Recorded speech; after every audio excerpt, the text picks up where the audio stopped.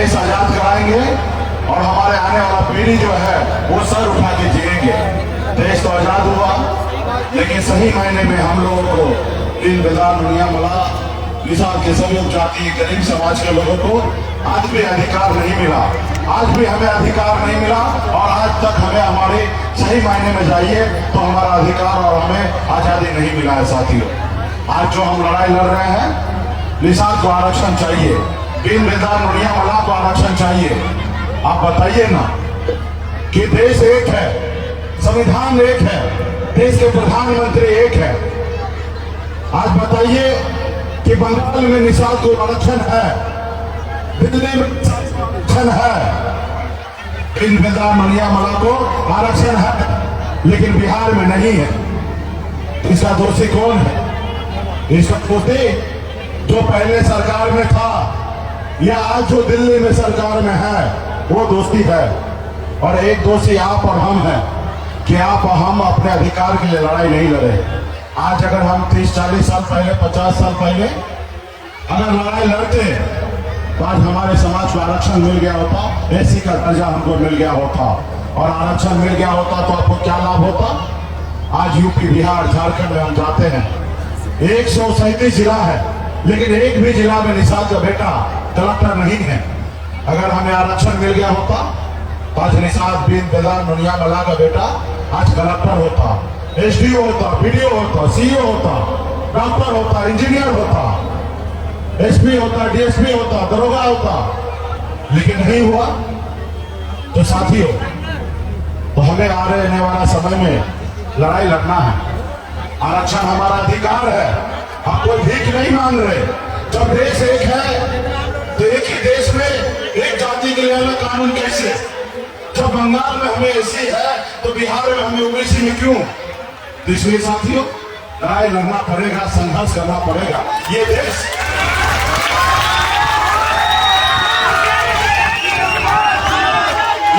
आपका है, ये देश आपका है। आपके पूर्वज ने देश को आजाद कराया था। पहले ऐसा हुआ करता था कि राजा के घर में रानी के कोख से बच्चा जन्म लेता था तो राजा बनता था। लेकिन बाबा साहब भीमराव अम्बेडकर ने एक संविधान बनाया, एक लोकतंत्र दिया और आपके पास भी वही शक्ति दिया जो दूसरे के पास है। आपके पास एक वोट गिराने का ताकत दिया और बताया बाबा साहब ने कि अब जरूरी नहीं है कि राजा के घर में जन्म ले राजा बनेगा।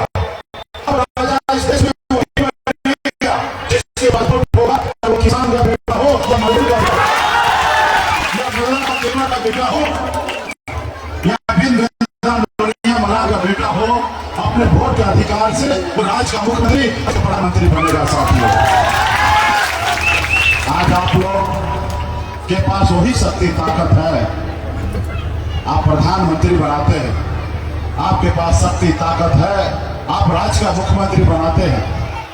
आपके पास वही शक्ति ताकत है जैसे हनुमान जी के पास था, लेकिन अंदाजा नहीं था कि उनके पास कितना शक्ति है। जब उनको याद दिलाया गया कि हे प्रभु, आपके पास अपरंपार शक्ति है, आप 7 समुद्र पार करके रावण को लंका जला सकते हैं, तब हनुमान जी ने 7 समुद्र पार जाके रावण को लंका जलाने का काम किया। आज वही शक्ति पावर दीन बेदार दुनिया मला के बेटा के पास है। अगर एक पैर पे खड़ा हो जाए, आपके पास 15% वोट है और आप जिसको दोस्त बनाएंगे वो 60 लोकसभा सीट जीतेंगे और जिसको दुश्मन बनाएंगे वो 60 लोकसभा सीट हारेंगे। साथियों, ऐसी पावर है आपके पास, लेकिन आप अपने वोट को ताकत को नहीं समझते। आप अपने वोट को 200 वोट भेज देते हैं और अपने बच्चे का भविष्य भेज देते हैं। साथी, आज आपके बच्चे कौन लड़ेगा? उसके अधिकार के लिए कौन लड़ेगा? उसके लिए कौन लड़ेगा? उसके लिए आप ही को लड़ना पड़ेगा, दूसरा कोई नहीं लड़ने के लिए आएगा। साथियों, उसके लिए आप ही को लड़ना पड़ेगा। तो इसलिए साथियों, संघर्ष कीजिए और इस संसार में, इस देश में जो लोगों ने संघर्ष किया वो अपनी पहचान बनाया, अपने समाज को आगे लेके गया।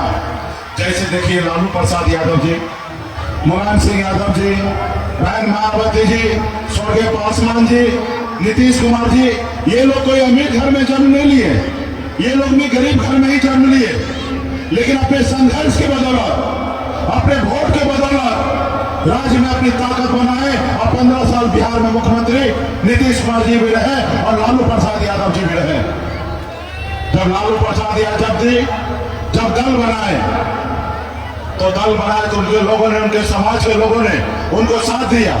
जब साथ दिया तो दल को बल मिला, और जब दल को बल मिला तो लालू प्रसाद जी 15 साल बिहार के मुख्यमंत्री थे, आज भी उनकी सरकार है। और ये सब वोट के दम पे हुआ है, ये पैसे के दम पे नहीं हुआ, ये संघर्ष के दम पे हुआ और अपने वोट के दम पे हुआ। जब हमारे यादव भाई अपने वोट को, ताकत को समझा तो 15 साल बिहार में मुख्यमंत्री रहे। तो साथियों, ये काम आप भी कर सकते हैं, सिर्फ जरूरी है उसके लिए आपको लड़ाई लड़ना पड़ेगा, काम करना पड़ेगा और अपने वोट को, ताकत को समझना पड़ेगा, लड़ाई लड़ना पड़ेगा। आज मुझे देखिए, मैं भी गरीब घर में ही जन्म लिया, जहां हजारों समस्या था, हजारों तकलीफें था, वहीं मेरा जन्म हुआ। पिताजी मछली मारते थे, दादाजी मछली मारते थे, ऐसे परिवार में जन्म लिया। ऐसे परिवार में जहां 4 रोज अगर मछली ना मारे तो 5वें दिन घर पे खाना नहीं बनेगा, ऐसे गरीबी में मेरा जन्म हुआ। लेकिन मैंने लड़ाई लड़ा, गरीबी से लड़ाई लड़ा, मैंने संघर्ष किया। मैंने 15 साल 18 साल की उम्र में घर परिवार, अपने माँ बाप को छोड़कर और मैं जैसे शहर गया, वहां मेहनत किया, मजदूरी किया। 900 रुपये महीने में नौकरी करता था मैं, 30 रुपये रोज पे मजदूरी करता था। फिर संघर्ष के बदौलत वहां पे बेहतर जिंदगी जिया। मुंबई जैसे शहर में अपनी कामयाबी का झंडा गाड़ा, ऐसो आराम की जिंदगी जी रहा था। लेकिन मैं मुड़ कर देखा तो मैं आगे निकल गया था, लेकिन हमारे लोग बहुत पीछे रह गया था। इस धरती पे लोग चांद पे घर बनाने के लिए सोच रहे हैं, लेकिन आज भी हमारे लोगों के लिए इस धरती पे रहने के लिए घर नहीं है, उसके घर पे जाने के लिए रास्ते नहीं है। शांति रखो ना, क्या जिंदाबाद कर रहे हैं। आज भी हमारे बच्चे इलाज के अभाव में मर रहे हैं। आज भी माँ बाप बच्चे को दम तोड़ते हुए देख रहा है, वो इसको इलाज नहीं करा पाता क्योंकि उसके पास पैसा नहीं है। तो क्या आप ऐसी जिंदगी देना चाहते हैं अपने बच्चे को? अगर नहीं देना चाहते हैं तो उसके लिए लड़ाई लड़ना पड़ेगा। आज बताइए ना, निषाद स्कूल में अगर बच्चा जन्म लेता है तो क्या कोई गुनाह करता है? क्या कोई अपराध करता है? तो साथियों, आज बताइए, आपके घर में बच्चा जन्म लेता है और बचपन से लेकर बुढ़ापा तक वो गरीबी में पिसा हुआ रहता है, वो सर उठा के कभी जी नहीं पाता है, उसको अच्छी जिंदगी कौन देगा? आप ही को देना पड़ेगा। आज देखिए, इस संसार में लोगों ने संघर्ष किया, जाति के आधार पर लोग अमीर गरीब है ना। आज राजपूत में जाइए, देखिएगा 90% लोग गरीब अमीर है। ब्राह्मण में जाइएगा 95% लोग अमीर है। और मुल्ला बिन कंगलदार में जाइएगा तो 99% लोग गरीब है। जबकि इस धरती पर सब लोग एक ही तरीके से आया है, एक ही तरीके से आगे बढ़ा है। लेकिन आप इतना पीछे क्यों है? वो लोग क्यों आगे है? आज क्यों उसके बच्चे अच्छे हॉस्पिटल में इलाज होता है? आज क्यों उसके बच्चे अच्छे स्कूल में पढ़ते हैं, आपके बच्चे क्यों नहीं पढ़ते हैं? क्योंकि वो संघर्ष किए हैं, वो अपने बच्चे को पढ़ाए लिखाए हैं। लेकिन आप संघर्ष नहीं करते, अपने बच्चे को पढ़ाते लिखाते नहीं है।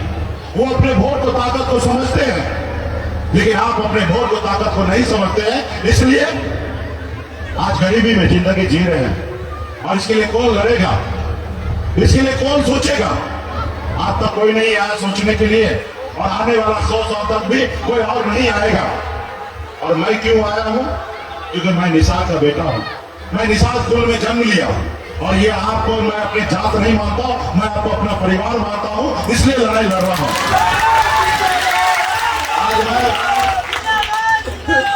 आज मैं ब्राह्मण कुल में जन्म लेता, ब्राह्मण में जन्म लेता, यादव जी के घर में जन्म लेता, तो मैं आपके लिए लड़ाई नहीं लड़ता, मैं उनके लिए लड़ाई लड़ता।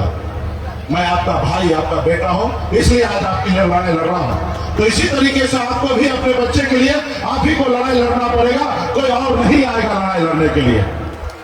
तो इसलिए साथियों, इसके लिए संघर्ष करना पड़ेगा, लड़ाई लड़ना पड़ेगा, उनको भी बेहतर जिंदगी देने का काम आप ही को करना पड़ेगा। आज देखिए ना, भारतीय जनता पार्टी का सरकार बना और मोदी जी 10% आरक्षण सामान्य वर्ग को दे दिया। आज मोदी जी मान रहे कि आज ब्राह्मण भूमियार लाला का बेटा अगर 8 लाख से कम कमाता है तो वो गरीब है, उसको 10% आरक्षण दे दिया। लेकिन आज आप 8,000 रुपया महीना नहीं कमा पाते हैं, साल का 1 लाख रुपया नहीं कमा पाते हैं। आज ठंड का समय आएगा, ऐसी ठंड का समय होगा जो अपने घर से लोग बाहर नहीं निकलेंगे, रजाई से बाहर नहीं निकलेंगे, कंबल से बाहर नहीं निकलेंगे। लेकिन आपका भाई, आपका बेटा, आपका पिता क्या करेगा? घर से बाहर निकलेगा, तालाब में उतरेगा, मछली मारेगा, फिर बाजार में जाके बेचेगा, तब उसके घर पे चूल्हा जलेगा। ऐसी कष्ट भरी जिंदगी जीता है साथियों। क्या ऐसी जिंदगी आपके बच्चे जिएंगे? पंडित जी कहते हैं कि मरने के बाद स्वर्ग मिलेगा या नर्क मिलेगा, ये मरने के बाद पता चलेगा। और मेरे बहुत सारे साथी मर के गए हैं, जान पहचान वाले रिश्तेदार बहुत सारे लोग मर के गए हैं। आज तक हमको कभी नहीं बताए कि हम स्वर्ग में पहुंचे कि नर्क में पहुंचे, आज तक हमको कोई टेलीफोन करके नहीं बताया। मेरा मानना है कि इसी धरती पर स्वर्ग है और इसी धरती पर नर्क है। आज तो एक ही जिंदगी मिला है और इसी जिंदगी में आप अपने आप को साबित करना पड़ेगा कि आप स्वर्ग में जीने लायक है या नर्क में जीने लायक है। अमीर है तो मान लीजिए आप स्वर्ग में जी रहे हैं, महलों में रह रहे, बड़े गाड़ी में घूमते हैं, एसी वाले गाड़ी में घूमते हैं, अच्छा खाना खाते हैं। और गरीब है, रोज मरते हैं, आप रोज जिंदगी के लिए घुट घुट के जीते हैं। बाबा साहब भीमराव अम्बेडकर ने कहा था, अगर इस धरती पे अगर सिर्फ तुम खाने के लिए आए हो तो तुम्हें आज ही मर जाना चाहिए। अगर इस धरती पे आए हो तो तुम कुछ करो। इसलिए साथियों, अगर आज आपको मौका मिला है, हमको मौका मिला है, तो हम कुछ करें, लड़ाई लड़ें, ताकि अपने समाज को आरक्षण दिला दे। और जब आरक्षण होगा तो हजारों लाखों घर में खुशियां आएगा, चेहरे पे मुस्कान आएगा। आज निशात बिन दिलदार का बेटा भी कलेक्टर बन सकता है, एसपी दरोगा बन सकता है। लेकिन आप लड़ाई नहीं लड़ते, आप अपना वोट को नहीं समझते हैं। आज देखिए, ब्राह्मण भूमियार लाला का बेटा 85% नंबर लाता है तो भी पास हो जाता है, डॉक्टर इंजीनियर बन जाता है, डीएसपी बन जाता है। लेकिन आपका बेटा 90% नंबर लाने के बावजूद भी वो डॉक्टर नहीं बनता, इंजीनियर नहीं बनता। ये भेदभाव को कौन लड़ेगा? इसके लिए कौन लड़ेगा? और ये कैसी लड़ाई? ये सिर्फ आपके वोट से दम पे लड़ा जा सकता है। सिर्फ उस जगह पहुंचने की आवश्यकता है जिस जगह पे दूसरे लोग पहुंचे हैं। तो साथियों, आपके वोट में वो ताकत है। इस देश में पैसा से भी बड़ा शक्ति जो है वो पावर है, और पावर पैसे से नहीं खरीदा जाता है, वो उंगली से दबाया जाता है। वोट के दम पे पावर आता है। लेकिन जो चालाक लोग हैं वो आपका वोट खरीद लेता है, वो अपने में जोड़ लेता है, खुद विधायक, सांसद, मंत्री बन जाता है और अपने लोगों को देश का प्रधानमंत्री बना देता है। और जब भी आपके लोगों को मौका मिला है, चाहे बाबा साहब भीमराव अम्बेडकर हमारे दलित का बेटा था, लेकिन उनको जब मौका मिला तो आपके लिए एक संविधान बनाया, आपको अधिकार दिया पढ़ने लिखने का। मंडल कमीशन जब लागू हुआ, एक पिछड़ा का बेटा ही ने मंडल कमीशन लागू किया, जो आज आप ओबीसी का आरक्षण का लाभ लेते हैं, ये आप उन्हीं का ओबीसी का देन है। कर्पूरी ठाकुर जी का मौका मिला, अति पिछड़ा का बेटा का आरक्षण देने का काम किया, क्योंकि वो आपका भाई था, आपका बेटा था, एक पिछड़ा समाज का बेटा था, इसलिए आपके लिए लड़ाई लड़ा और अति पिछड़ा का 18% आरक्षण दिया। अगर वो आपके नहीं होते तो आपको आरक्षण नहीं देता। इसलिए साथियों, आप अपने लोगों को उस मुकाम तक पहुंचाइए जो आपके हक अधिकार के लिए लड़ाई लड़ेगा और आपका आंसू पोंछेगा, आपके बच्चे के बारे में सोचेगा। चाहे वार्ड का चुनाव हो, मुखिया का चुनाव हो, या विधायक का चुनाव हो, या सांसद का चुनाव हो, अपने लोगों के साथ रहिए साथियों, अपने लोगों के साथ रहिए। बदलाव आएगा। जब समाज की बात हो तो आधी रात को उठिए, उसके लिए लड़ाई लड़िए, पसीना बहाइए। पिछले 9-10 साल में बदलाव आया है। पहले लोग मल्ला, सहनी, बीन, केवट बोलने में शर्माता था। जब से हम लड़ाई लड़ने के लिए मैदान में आए, लोग गर्व से कहता है कि मैं सनत मल्ला हूं। ये हमने बदलाव लाया है। जब मैं मैदान में उतरा तो आपने मुझे अपना भाई, आपने मुझे अपना बेटा, आपने मुझे अपना नेता माना। तो आज मैंने बिहार में परिवर्तन लाया। कल तक निसार का बेटा एक टिकट मांगने के लिए सारी उम्र बिता देता था, टिकट एक नसीब नहीं होता था। लेकिन 2020 में आपने देखा एक निसार का बेटा टिकट नहीं मांग रहा था, टिकट बांट रहा था। ऐसी परिवार में परिवर्तन लाया साथियों। आपने देखा आजाद हिंदुस्तान में पहली बार एक निसार का बेटा ने 4 विधायक बनाया। ये पहली बार हुआ, अपने दम पे हुआ, किसी के मेहरबानी से नहीं हुआ। हम मंत्री बने, अपने दम पे बने, किसी के मेहरबानी से नहीं बने। और आप सभी को पता है उस समय में सरकार का चाबी मेरे जेब में था। बहुमत ऐसी बनी हुई थी कि हम जिसको चाहते उसको बिहार का मुख्यमंत्री बना सकते थे। मेरे पास सरकार का चाबी था।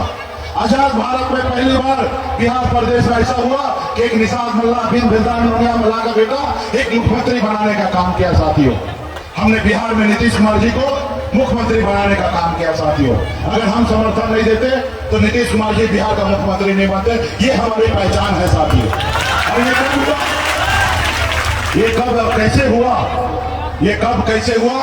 जब आप गांधी मैदान में पहुंचे, 5 लाख की संख्या में लोगों को बता दिया कि मेरा नेता सनत मल्ला है, मेरा भाई सनत मल्ला है, मेरा बेटा सनत मल्ला है। तब लोगों ने मुझे समझा और बिहार की राजनीति में हमें लीडर समझ रहा है साथियों।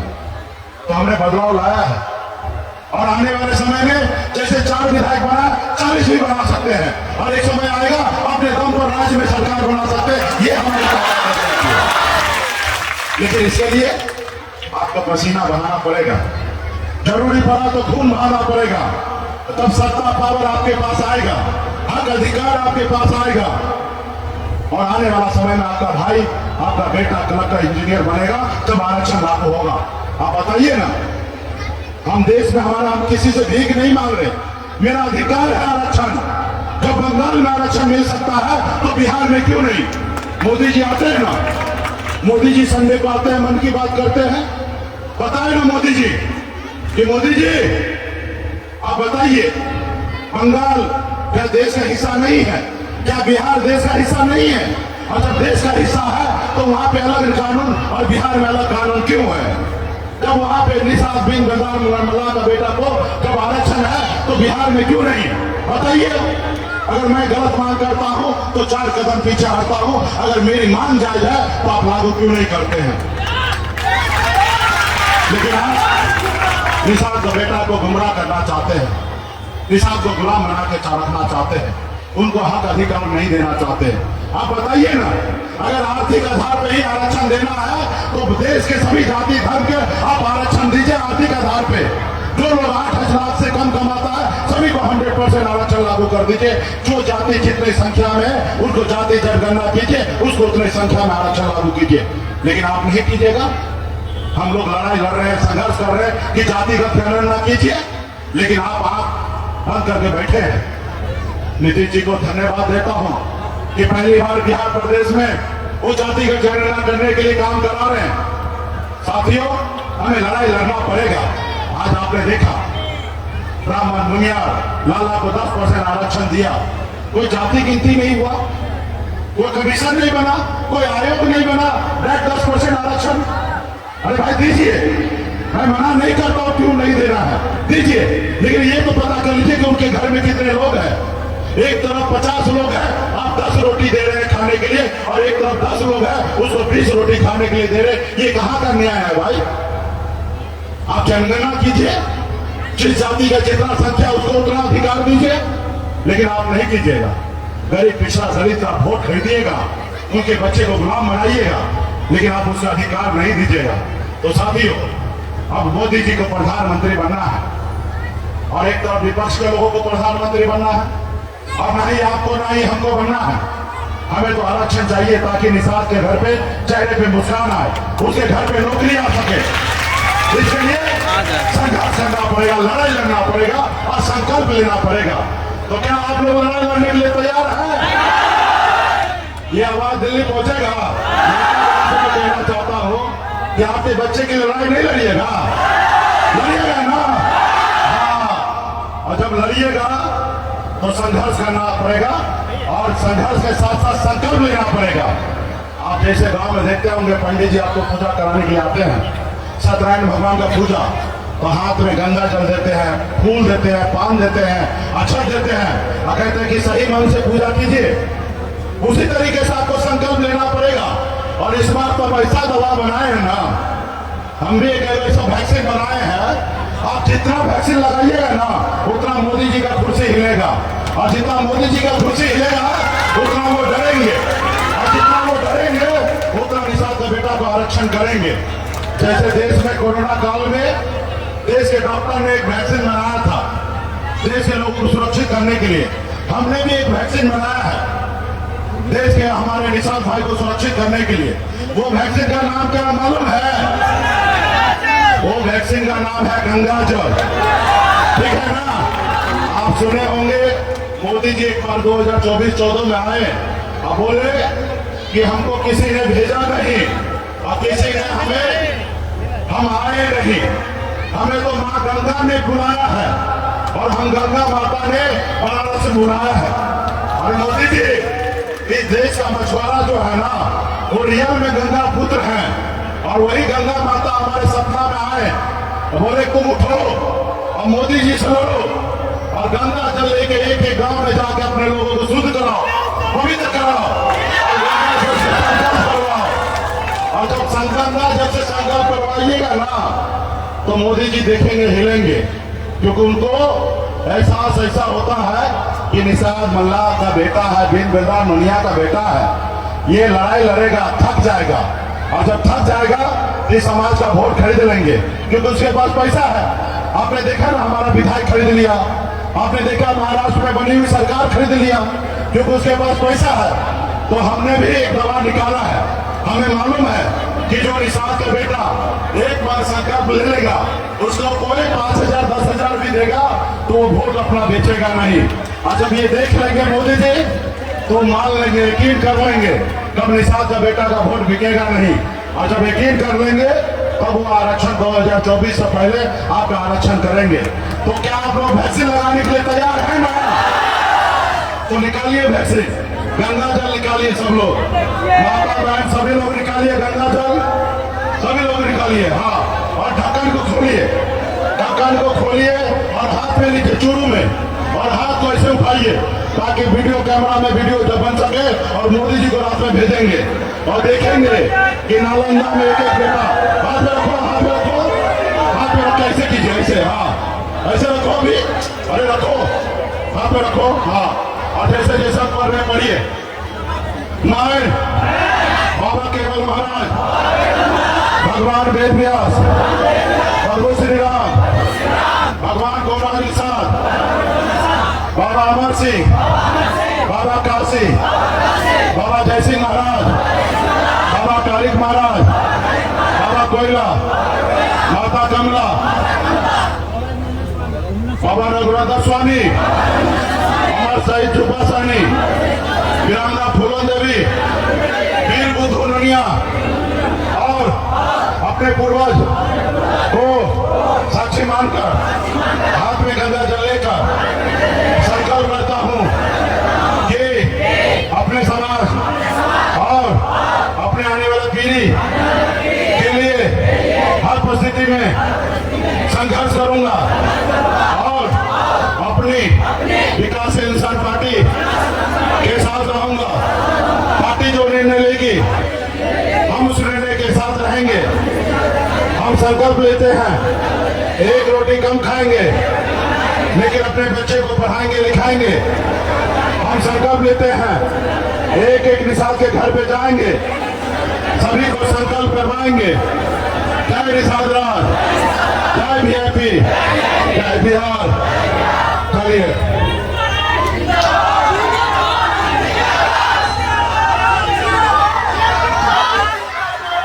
हम सभी बिन बेलदार मुनिया मल्लाह का बेटा हाथ में गंगा जल लेकर